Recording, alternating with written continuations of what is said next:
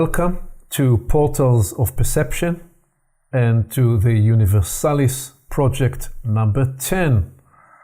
I'm here with Heney and Kyriaki Nikandrou.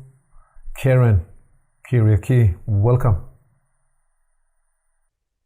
Hello, Aviv. Hello, Karen. Good to be with you. Hello, Aviv. Hello, Kyriaki. It's good to be here. Well, we just landed the recording of Universalis 9. We are using the narrow window of the post 4 days journey, epoch journey, and we wanted to harvest some of what's relevant and pertinent to the Universalis project.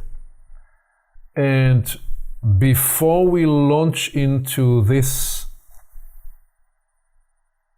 episode 10 that we name this epochal moment, we're going to go a deep dive into what the bleep is going on in the world and what is it all about and how can we place it inside the context of the epochal story, which we reflected on in an earlier episode. Anything you'd offer as a bridging from the previous episode 9, as we launch this number 10? Well, having painted a very broad brushstroke across 4 days of extraordinary engagements with individuals, collectives, very fine, balanced human faculties, consciousness, emotions, histories, and in the context of a universal human, in the Universalis, there is this awareness that the human has this extraordinary ability to be able to talk about very large and very metaphysical aspects, and then almost in the same breath, or according to need, focus on very fine details and nuances. And to me, a lot of the magic of the process is in the nuances, because they're the small. I think I wrote a sentence a little while ago where violet seeps in through the nuances. And what to me that is saying is that sometimes you can assimilate things from many details and they begin to paint their own picture. And in this context, recently I was looking at some artwork that appeared to have, well, actually I said to the person I was with, I said, these paintings, they have miniature paintings in the middle of them. And we talked about a technique and the artists that had explored that very fact, where the play of light or the detail of a facial expression brought the whole picture to life, but the context was still there but not highlighted. And it was a very magical kind of understanding, and that in itself is a nuance, because the conversation came from quite a lot of years looking at art. So that is again the trace of how things can reveal a little bit more of the esoteric truth if there's a time spent with something. And I think,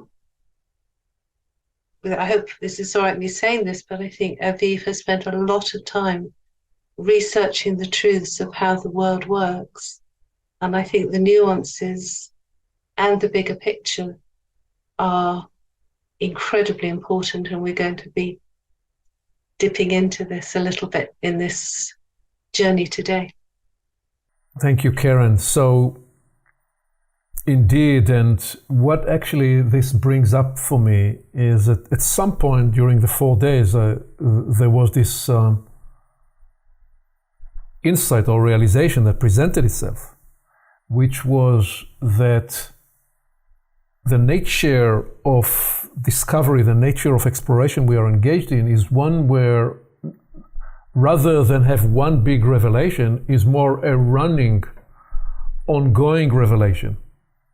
And that very much, perhaps this is a way to consider and contemplate the nature of universal life and the universalis human, where in previous times a human could come up with one revelation, and that one revelation would be sufficient and nourishing for the entirety of their life.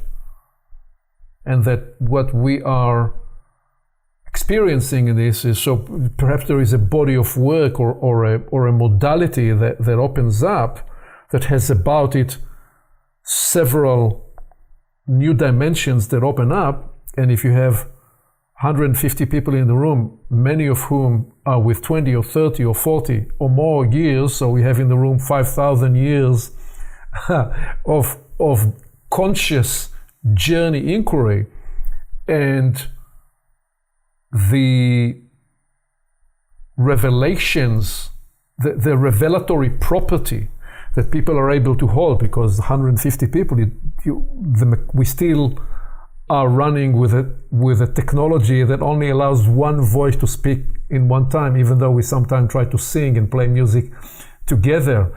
But so much of the revelatory journey occurs concurrently through the experiences of many people, and only small part of it get to be voiced into the experience. And there was this realization that said, well, could this be one of the ways we are already being naturalized and acclimatized to the actuality of universal life, where you can be together with others and there is a chain reaction running revelatory process.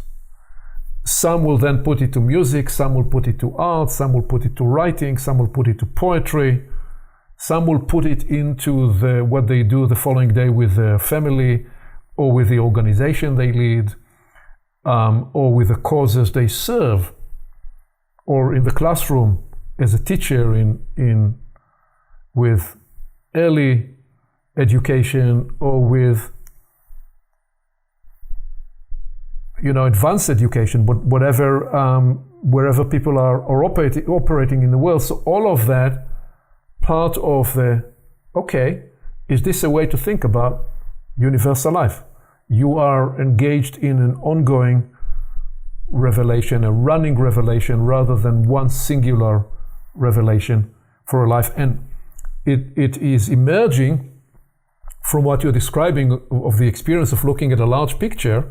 And if I internalized correctly what you're saying, you could take a step back and see the full picture, and then you could take a step forward and look at one corner of the picture and study the fine details of that one corner and marvel at the artistry and the attention to details that was the dedication and the care expressed in that. So that's a beautiful way to describe what we are attempting to embark on. And I know we are ready to go into the epochal moment, but let me pause and see, Kyriaki, what is it you would want to offer here as a bridge, please? Yeah.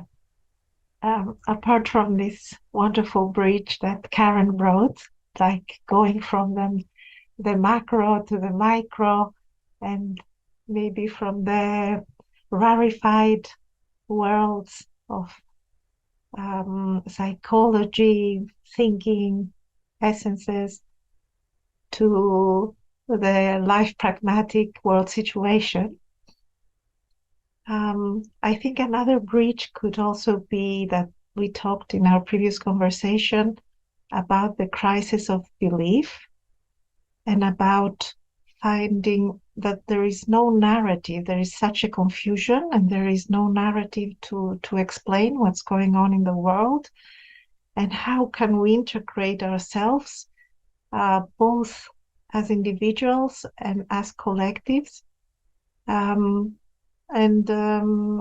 how that relates with the unfolding epochal story that we have been opening up in previous Homo Universalis recordings, and particularly maybe what went wrong in the blue epoch with the age of reason. What, let's say, was the big achievement of modernity, and what went wrong there? Why it doesn't hold anymore?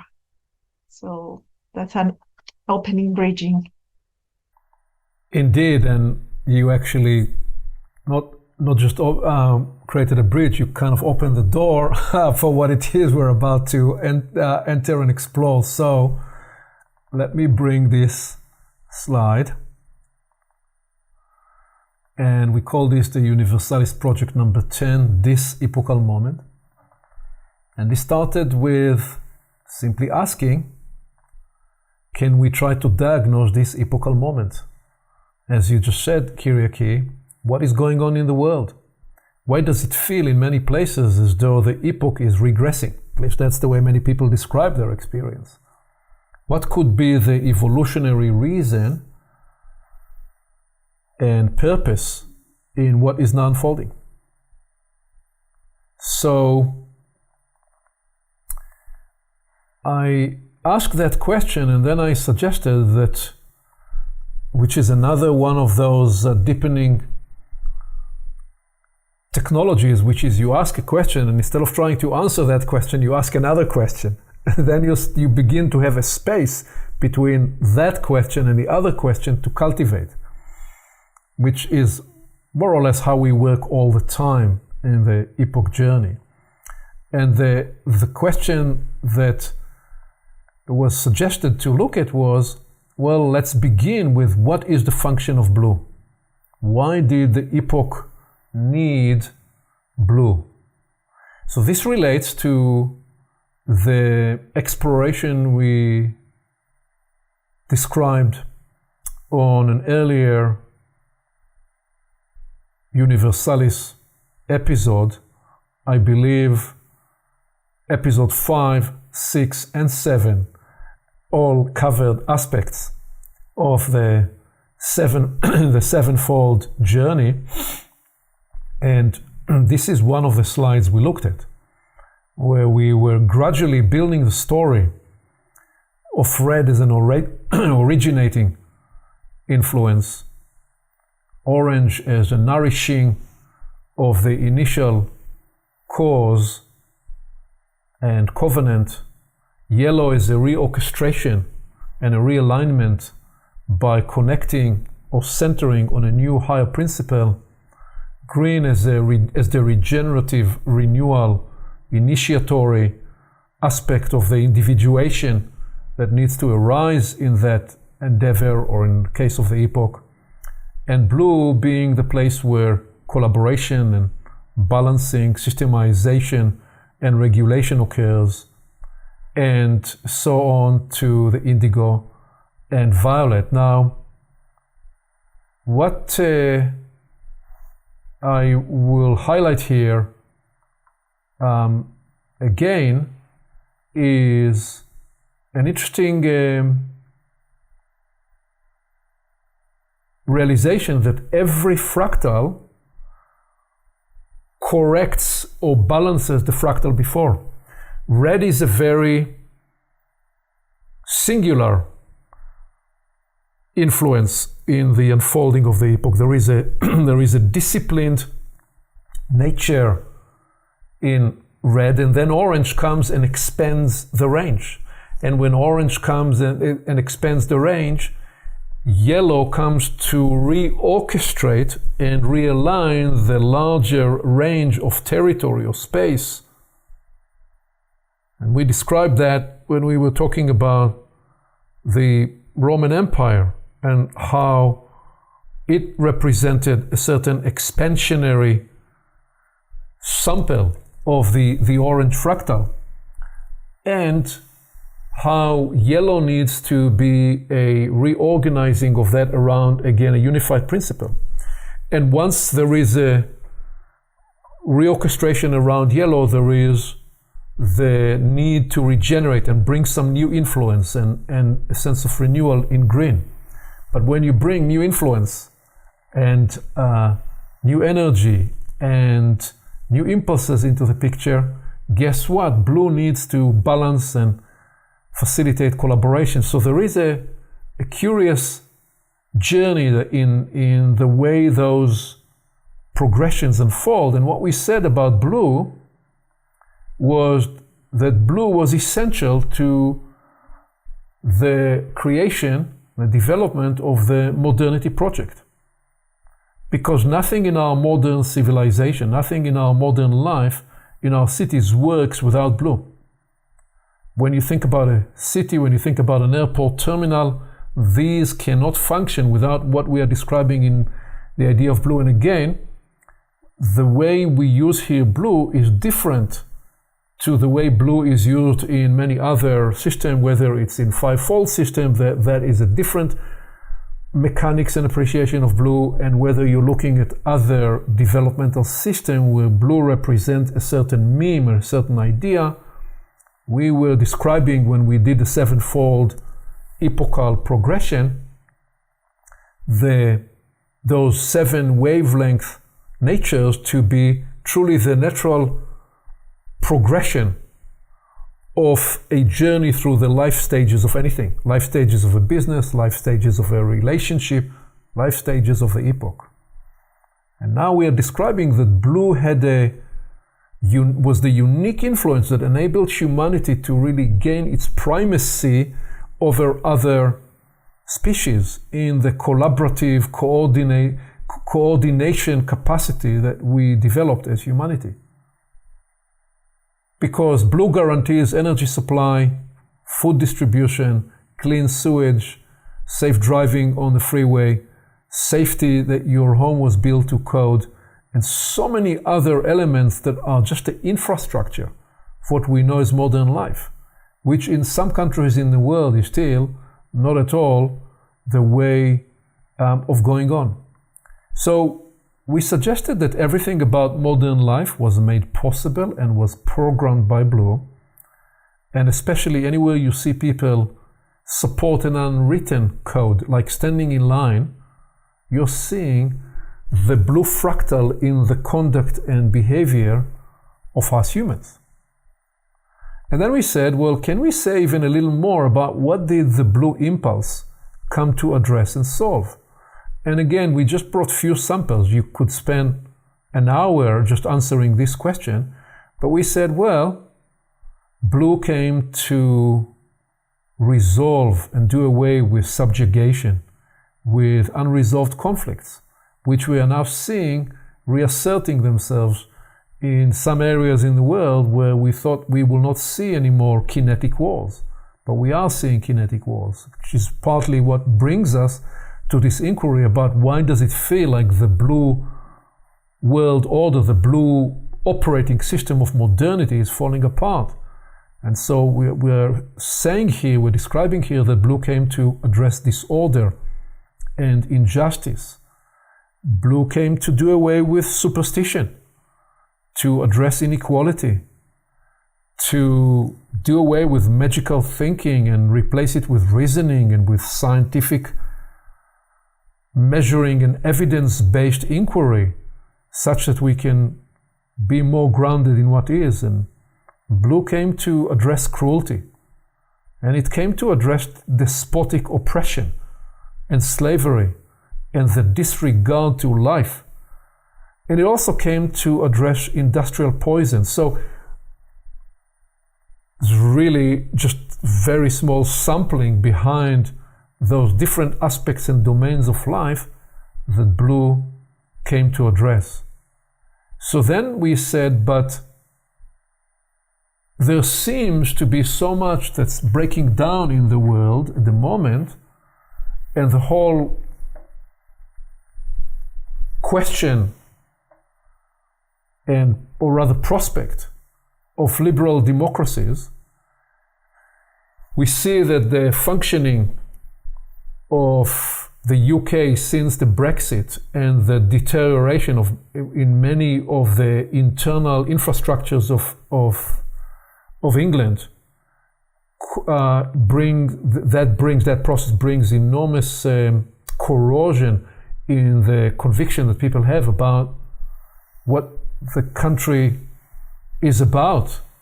We certainly see in France ongoing crisis for several years, with a large cross-section of society feeling disenfranchised, being on the march. We see even Holland, that was the stability of, represented in Europe, the stability of a high-functioning democracy, and how it managed to go through various struggles.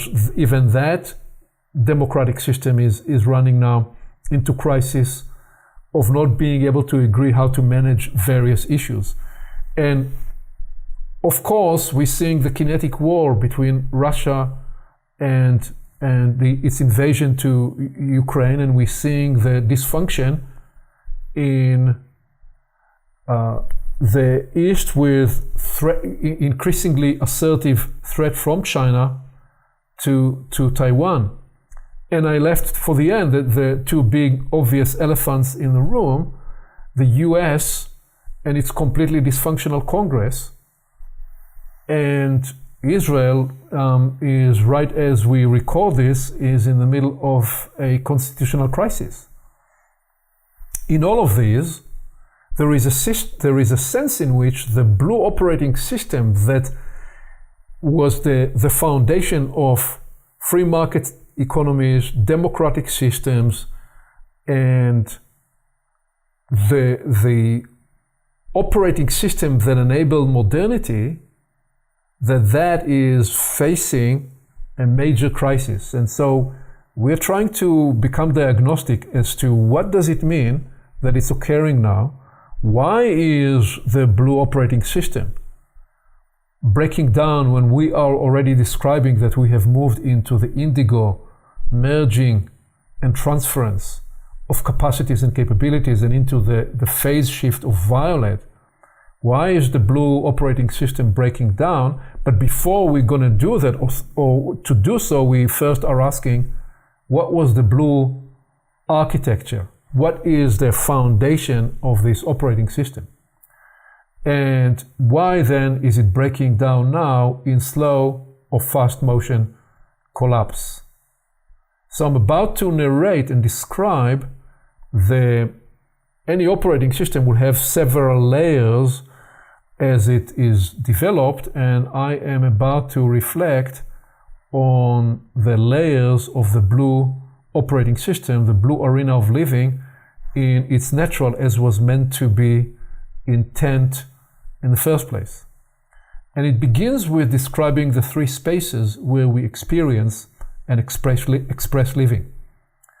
And this realization that, first of all, there is the economical space. That's the space where we serve individual and collective needs, where we generate opportunity and growth.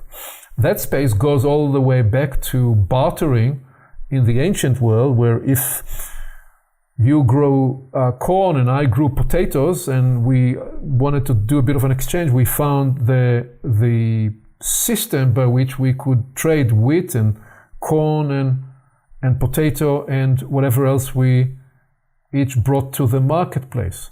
That economical system was designed to serve individual and collective needs. Obviously, we're now looking at modern economies, and we're describing that its roots is that the economic system is meant to serve the needs of life at all levels of life. So that's space one inside the framing of the three spaces. The second is the cultural space. If the economical space is the one that addresses firstly the subsistence, the survival needs, and then facilitates higher needs, then the cultural space is the one that is there to address our natural desire to express beauty, to see art, to express our beliefs and convictions in religion and in other ways, to express our aspirations and hopes, to find ways to be entertained and to be educated. All those higher impulses and their needs and how they get expressed in the cultural life. And then whenever we come into more than 3 people, there is the third space, which is the political space where we set policy and where we need to find an agreement about how will we govern, how will we facilitate justice and fairness and well-being. And the insight about this was that the way the blue system was meant to operate is that these 3 activity spaces were to arise and evolve independent of each other, to be mutually supportive, to be mutually reciprocal, to be mutually liberating. That is the blue ethos. In actuality, increasingly through the 19th and the 20th century and into the 21st century, through cycles of concentration of power and through cycles of increasing influence, what we have increasingly seen was that the 3 social activity spaces, the economical, the cultural, and the political, were captured and locked in 2 ways. I'm writing here they were locked by sclerotic, bureaucratic weight, and they're also locked by the unproportional influence of powerful economic interests that are able to manipulate the political space, capture the political space, and by capturing the political space, capture also the cultural space. And there is a lockdown of those 3 spaces that were meant to be facilitated to their authentic, natural arising. What we now see in many societies, in many countries, that the powers to be of these 3 spaces are interlocked in a way that curtails and holds back the natural arising of those spaces. So when we take a step back from that and we say, but so how are these spaces to be governed? What should be the way to facilitate the liberation of these 3 spaces and the collective living of the economical, political, and cultural? Well, there are supposed to be in most places in the world, in one way or shape or form, a realization that we have 3 branches of government. You have the legislative power. That's the branch that makes the laws, and where the inquiry is what is justice and what is effective. You have the executive branch that carries out laws, where the inquiry is what is just and serve the needs. And you have the judicial branch that evaluates the laws, where the inquiry is what is just and fair. So in the American system, which we describe to be central to the evolution of the modern blue operating system, where if we take a step back, we will highlight the moment of the appearance of the Magna Carta, the way that was an important blue fractal moving earlier, maturing with those realization of rights into the Constitutional Convention in the US that secured the idea that the legislative rights will be with the Congress, the executive branch will be with the president, and the judicial branch will be with the Supreme Court. The crisis that is unfolding in the US is expressed partly in how the cultural and the economical lobbying powers with the culture wars that polarized America hijacked the legislative and the judicial functions in such a way that they are no longer as effective as they could have been, and they are locked in increasingly ignoring the original intent that arose indeed with Montesquieu, who was the 18th century philosopher pioneering this separation of powers doctrine. And because of that, we are seeing that the three branches of government are captured and controlled. The crisis in Israel is arising because there aren't really truly independent three branches of government.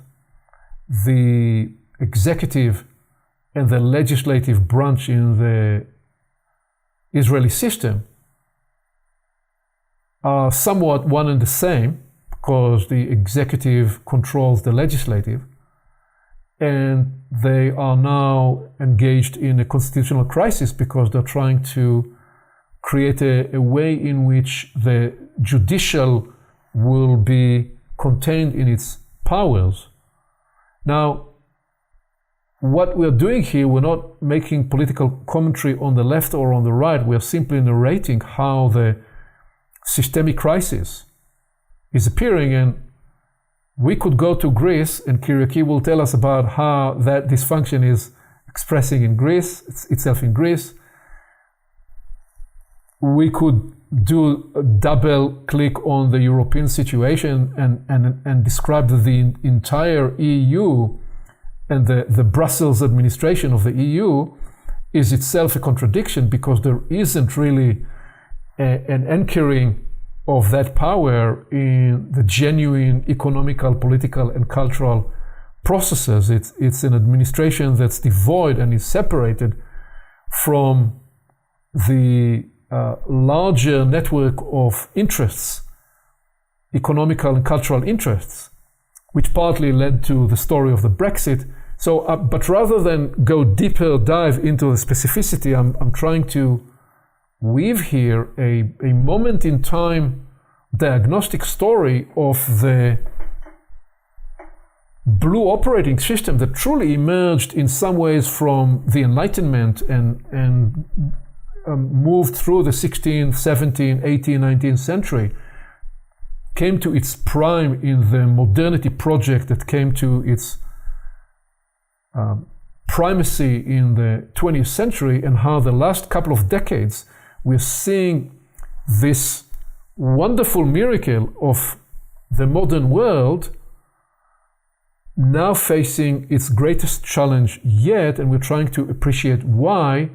And so we are narrating how those three spaces and the three branches of government were captured, which is the point where I'm asking us to reflect on. So really, what is the way to think about the ethos that shapes the three branches of government and the separation of powers and the economical, political, and cultural spaces? What was what were these ideals and values that shaped this philosophy and led through the Enlightenment to the establishment of large-scale governments that could operate a country?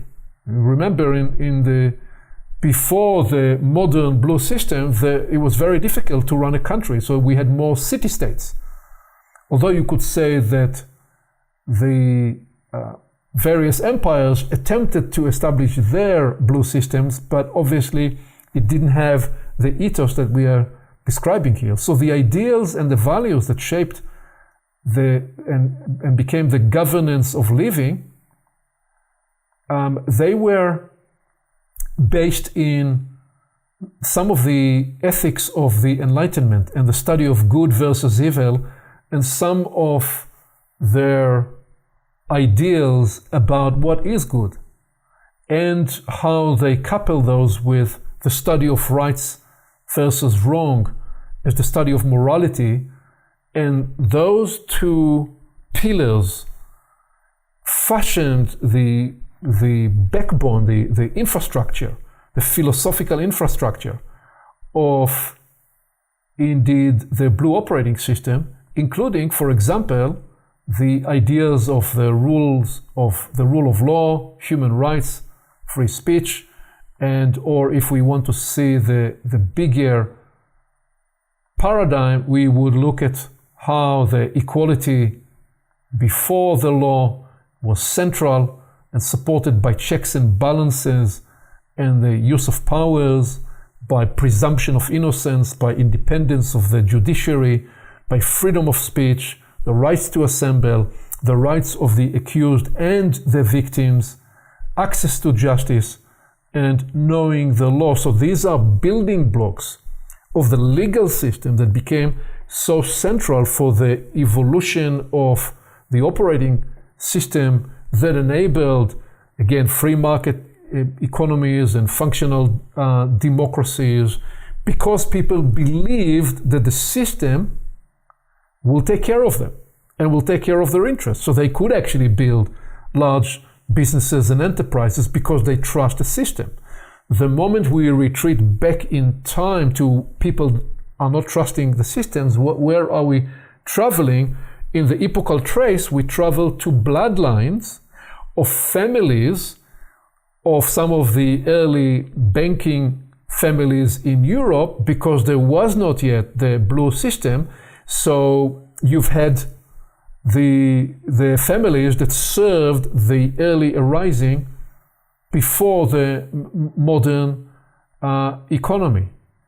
So then we ask, okay, but where is the catch? Where is the bug? What is the problem in this blue operating system? Why is it breaking down? And so this is where we begin to recognize that the rise of the blue modern operating system, including the idea of representative government, was actually enabled by thought leadership and by some form of elite in terms of the intellectual elite, the cultural elite, the political and the economic elite. They each served the system. For those spaces to arise, there had to be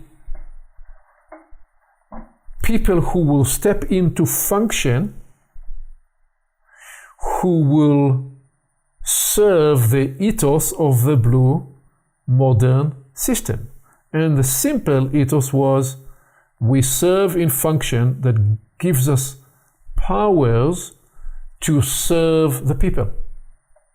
We will serve in the interest of the greater good. Now, were they people that corrupted and tried to hijack the system time and again throughout the ages? Yes, this is the doctrine of checks and balances, and why the separation of powers was established into the blue operating system, because of the appreciation that power corrupts, and ultimate power ultimately corrupts in a complete way. So, but here we come to some of the problem that started to emerge, and why the blue system was now and is now facing a major crisis. Because the other dimension, alongside with the elite that facilitated the rise of the blue modern operating system, was the managerial revolution of the 19th century, which arose with the acceleration of the Industrial Revolution. The Industrial Revolution was made possible by extracting powers and minerals in the earth, which enabled us to create the miracle of modern economies and facilitate the engines of the first Industrial Revolution, and then the second, third, and fourth Industrial Revolutions through the various layers of technologies. We are now in the fourth Industrial Revolution, and the way actually people talk currently about the fourth Industrial Revolution, just to entertain you, one of the ways they are being described is dark factories. Dark factories are automated factories that don't need human labor. They're all automated. And so what will people do? Well, it's a great question. We are describing an extractive evolutionary process of technology that was hijacked by the economic interest of the few, and that is one of the problems. The problem is that the system stopped working for the many and increasingly has been captured by serving the interest of the very powerful. Okay, so now we ask, as a result of that, why and what else can we say about the blue operating system and why it is breaking down now? Because what we are describing is the blue operating system became the mirror of modernity in how it governed everything about life and living. In other words, if you come up with an idea, artistic idea, entrepreneurial idea, and you wanted to bring it to life, you would look at the system and the system would tell you what you can and cannot do. But there is one other dimension to this, which is the economic elite, the financial elite, the political elite, the cultural elite, and how those interests got locked, very much used the blue operating system to drive a technocratic, scientifically managed system, one that sees largely humans as parts of a larger machine that they get to navigate. So increasingly in the US, in Europe, throughout the world, you have groups of people, minorities with beliefs and passions and natural inclinations that where they don't feel that they get to express their interests and their desires and their beliefs. These are not expressed by the system. So in their eyes, one of the main problems of why the blue operating system was no longer sufficient is because it has been captured by the elites. And that's why we've seen the pushback against globalization and against all the global institutions that became the face of the modern operating system. So it is there that we ask,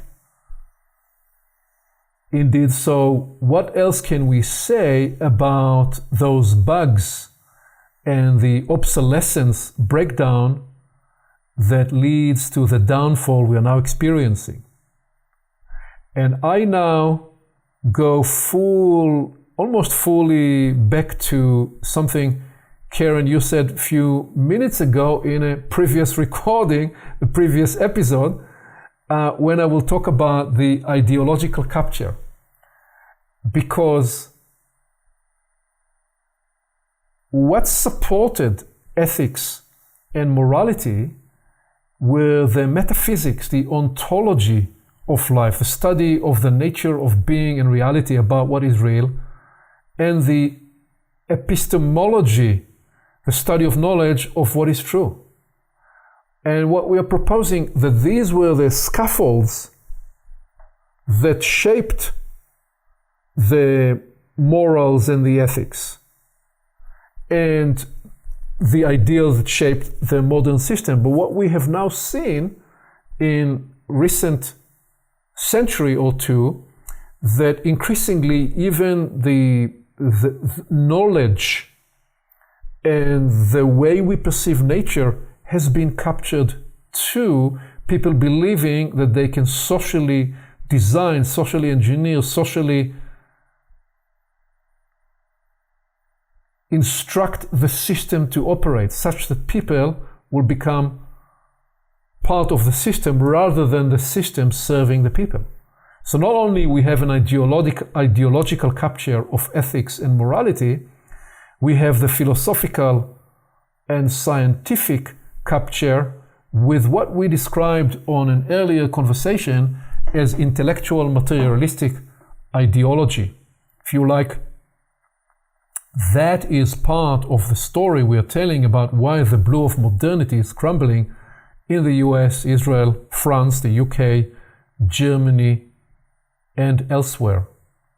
Because, and this is the slide we looked at in an earlier conversation when we described the seven modern agents of interior deadening, part of what is not working in the blue operating system is how it surrendered to materialistic orientation and to intellectual scientism that denies people of different ways of knowing and appreciating and believing what life is about, and how life had become so much around the commercial appreciation of human life, the weight of bureaucracy, the conflict and rage machine inspired by the media, and the never-ending drama as the disruptive noise of life. All that is part of the story we are telling.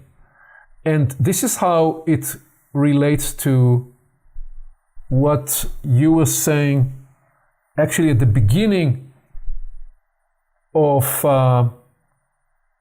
or midway through the beginning of the previous conversation, Universalis 9, Karen, because you were describing the need to, and why you essentially described the deepening process in the inquiry. Why are we coming back again and again in the epoch journey to the importance of agentic, alone decisive, self-arising, self-aligning, self-regulating, self-authoring orientation? Why is that such an important brief? Well, here is a new appreciation of it. The blue modern system was captured and became sclerotic at all the levels we are seeing behind on the slide. And it produced those top situations we just reflected on by building on materialistic science that exteriorized the power from the inner connective and creative realms to the bureaucratic systems, initiated by men's arrogant conviction in our intellectual superiority, which left us bereft of God and creational connection, whatever that means in whatever is your background and belief and faith spiritually and or religiously. What we are asserting is that part of the Universalis project and recognizing the universal human is reclaiming, re-enchanting, re-tethering the human capacity to know, to see, to feel, to become a crucible of revelation that is not just defined by the exterior machineries that we build, the microscope and the telescope and all those wonderful tools that enabled our scientific revolution, but left us bereft of the inner ways of knowing. So if we are going to become new naturalized or naturalized in a new way to the universal capacity of human life, we would need to acclimatize again to the responsibility of being self-arising, self-regulating, self-authoring. So that's why this is such an important element when the blue system is breaking down, and what we're describing here is the important reason why blue needs to be updated. It's not just that there is a regressive cycle in the epoch. The epoch needs to experience a regressive cycle because part of the success of the blue modern operating system left behind the spiritual, the universal inclination of human life that was disowned, disregarded. We thought we were completely rational. That was the myth of the middle of the 20th century, the Homo economicus. We thought that the human was a completely rational being, purely participant in a rational economic system. We left love and art and the spiritual aspirations of people outside of the equation. And what we are describing here, that the elite that govern the system made tremendous effort to navigate and pull on the levers of this is not me just describing some kind of a powerful cabal or some conspiracy system. I'm simply describing that the people that were trained to serve in those capacities, in the specialized private schools in the United Kingdom, in those elite universities in the US, the people that carry the ethos, that ethos has been captured and to a degree left behind what we are now describing that needs to be reintegrated. And so we are somewhat answering the question, what is the evolutionary purpose of regressive cycles when the epoch regresses to earlier stages? Well, one way to appreciate it, the epoch needs to reintegrate a remedy for the blind spots of what the operating system left behind and disowned. So it is at this point that we are proposing that indigo shows up, indigo and violet, they show up as the space inside of which the epoch can do its corrective measure, and the system is now breaking down under its own weight because it lost its adaptive and resilient capacity in the face of the increasing indigo and violet conductivity, and all that those are unleashing, and that this is, as we're seeing, not a pretty process and involves painful, tormenting, in some cases cataclysmically horrible, regressive corrective cycles. And the big question is, are we on a trajectory that is self-eliminating for humanity, in that this crisis occurs together right at the same time when we are facing several civilizational crises that require us to actually learn to operate and coordinate at a higher level, just when we lost the capacity of global institutions to lead and facilitate global coordination. This is the lock we are in. The bind we are in is that we need more coordinated action and we have less coordinating capacity because of the crisis of the last several decades. And so we are suggesting here more of a contemplative way to imagine that if the world was not to descend on one way into complete chaos and retrace all the way earlier to the epoch on one side, or on the other side, if the world is not to descend into authoritarian, coercive regime that would try to simply contain the chaos. If the world is not to be locked in that polarity, there will be, and we believe we see all around the world, early signs of some re-engagement with life. It's no longer blue as it was meant to be. It's the fountain of life that offers renewal. And I'm simply using and borrowing here the fleur-de-lis as the symbol that throughout the ages, time and again, represented a sense of renewal that's tethered to some kind of a unifying intent. So you have the arising of life, the fountain of the forces of the renewal of life, tethered together in shared effort. And we are saying that if those are to arise from life, is there a way for a new metaphysics, a new epistemology, one that's grounded and tethered in universal principles that can retether people to the permanent lines of connection to what life is about, that this universe we operate in, we live in, is the expression of life, and we are the crowning achievement in this planet of the expression of life. And can we find a way to retether to those through honoring the perennial wisdom and metaphysics and epistemology and finding a way to renew in a profound way in that, and to anchor these in the universal deal of human life and its sentiments, whatever they are and whatever way we choose to describe them, such that we bring, as is emerging, we believe globally with many communities in many countries, a foundation for a new way of solving local problems through local governments, through local sourced economic models, to liberate again the aspirations of people. All this is to be proven, right or not. We simply paint this slide to describe an imaginary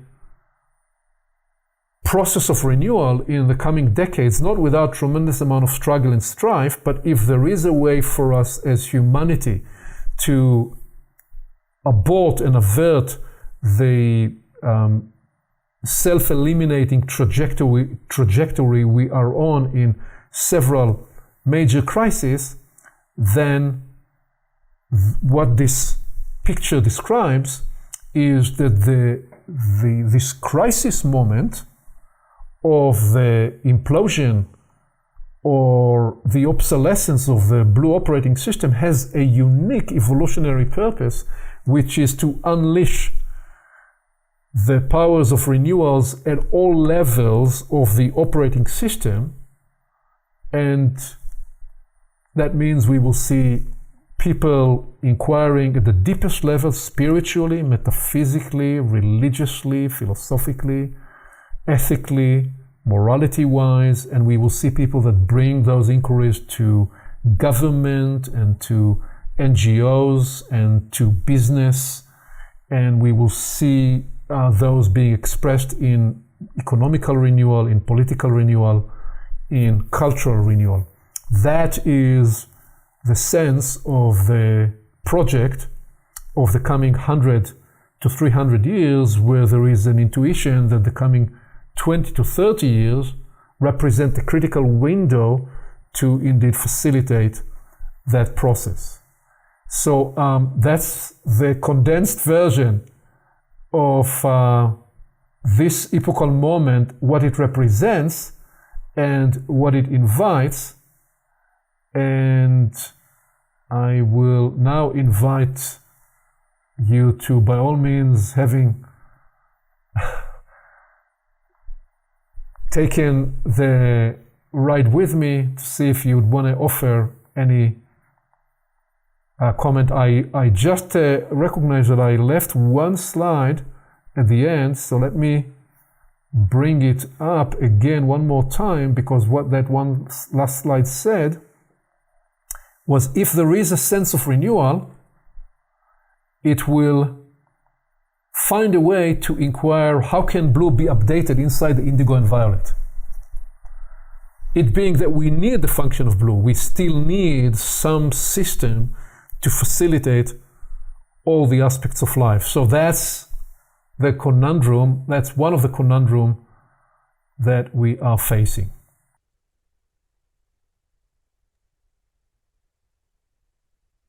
Yeah, well, that is a breathless run, fascinating weave of an explanation, and multifaceted, and it just brings to mind that each epoch in the human evolution has a function at its time. So I was thinking that the age of the blue was really some of the ethics and the morals of the time were knowledge, liberation, and the human happiness. So because there was all this scientific new discoveries, and people thought that they could explain the universe by some simple laws, and this led maybe to deism, and that there was an architecture of the universe, and we can know it, we can control it. And also there was the social contract, the idea of how we can preserve these rights and achieve the happiness of people. And when the three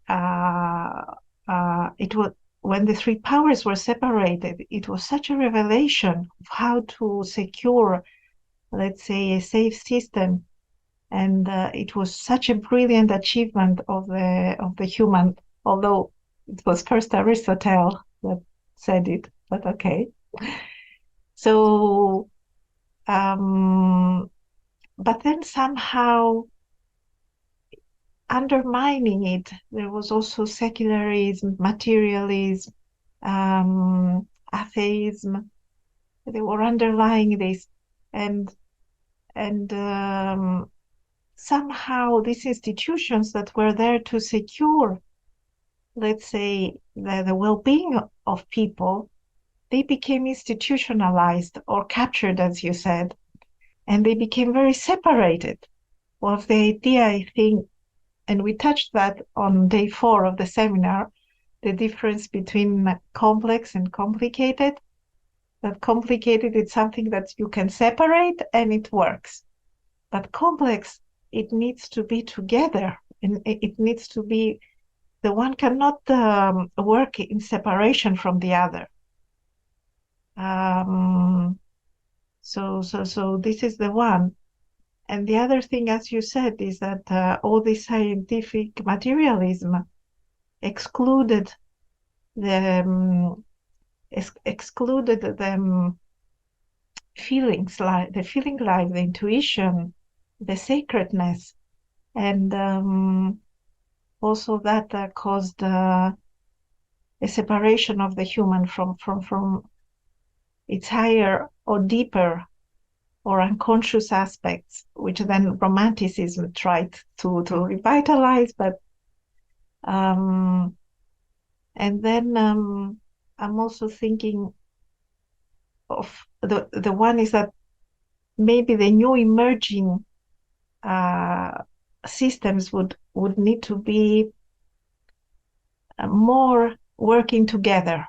So not to have walls that are separated, not the one capturing the other or dominating the other, but to have bridges of connection. That is something that is coming. Well, that is the inquiry. That is the inquiry we are now facing. What is the operating system that needs to emerge? I don't know that we have the solution or the answer yet, but you are beginning to articulate some of the principles that are likely to be critical in the new operating system. The principle you just described is it has to have the capacity to integrate and bridge all interests. Yes, because if, let's say, the legislators are not in contact with the executives and with the people, then what laws are they making? Or there's this, and and also the other thing is how we can integrate, let's say, not just the human pleasures, because, let's say, part of the Renaissance, because Enlightenment was very much rooted in humanism, that the human is in the center, he's strong, he's governing the universe. But it's not just us, it's also the planet, it's the other beings in the planet, it's the ecology, it's including the universe, what floats around us. So how to include also that in our ethics and morals and principle, that is not only the human and our pleasure and our happiness, but the happiness of everything else on this planet and the well-being. So these are some thoughts that came, but I think it's a fascinating exploration, what you offer there and how everything has been captured by an elite. I don't know if it's economic, intellectual. I think it's all in combined. The managers, a strange oligarchy, and it's a very dangerous situation for our children. And I really hope that there is an emerging new people that are seeking for solutions and different ways to create new systems, a new blue that is not capturing its own interests, Yes. but in service to the humans and the greater ecology. Thank you, Kyriaki. Karen, any word from you before we bring this one to conclusion? Yes, a lot has been said, but when you first started bringing up the slides, and you had the three first, you've had lots of threes, but there were the three first aspects. Three spaces. Yeah, it made me think back to the green and the education and the athletics and the arts and the everything really that I was speaking about in the previous recording. You know, the depth and the breadth of the universal human. And it's not that you do green and you do the individuation journey and the human begins to become activated and begins to find the connection with their soul and with their purpose and the uniqueness of the individual life and all these amazing different abilities. That doesn't stop, and then you start the blue. The idea of the system is that the green carries on into the blue, and the two are integrated, and as are the other colors as well, with the repeating fractals. But what had happened and what became more apparent as you went through the unfolding of the blue was how that whole emancipation and liberation and possibility that began to be activated got sidelined, it got diminished, it got repressed. Even in, very advanced cultures, or especially possibly in advanced cultures where you have an education system which is turned on its head and become secondary to the economic system, and there are many things that can be said. So as you were going through the blue, I was thinking, well, what could a true blue, what would it bring if it worked with the green? And what would it be, what would it platform for the indigo and the violet? So I'll leave that as an open question, but one other aspect that is very apparent in what you're saying is the brittleness of the blue that we have, the polarities, and blue was never meant to be brittle, and something that is brittle will snap. It won't bend, it won't mold, it won't morph into what it's meant to be. So there are a few thoughts along the way. A beautiful way to land us in the inquiry of what is a blue that is able to integrate green, yellow, bring all of them to update them, and then be updated in itself in a new way inside indigo and violet. So let us leave this conversation with this inquiry, because this is actually the inquiry of the coming decade. Thank you very much for this journey together. Thank you, Aviv. Thank you, Karen. Till Thank next. you. Thank you, Aviv and Kyriaki.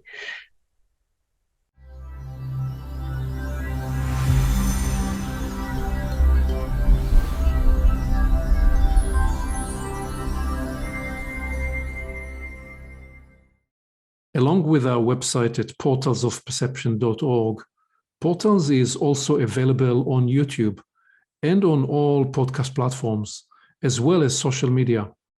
You can become an active member and join the conversation in community events. And you can help us get the word out by liking this content and by sharing it with your friends.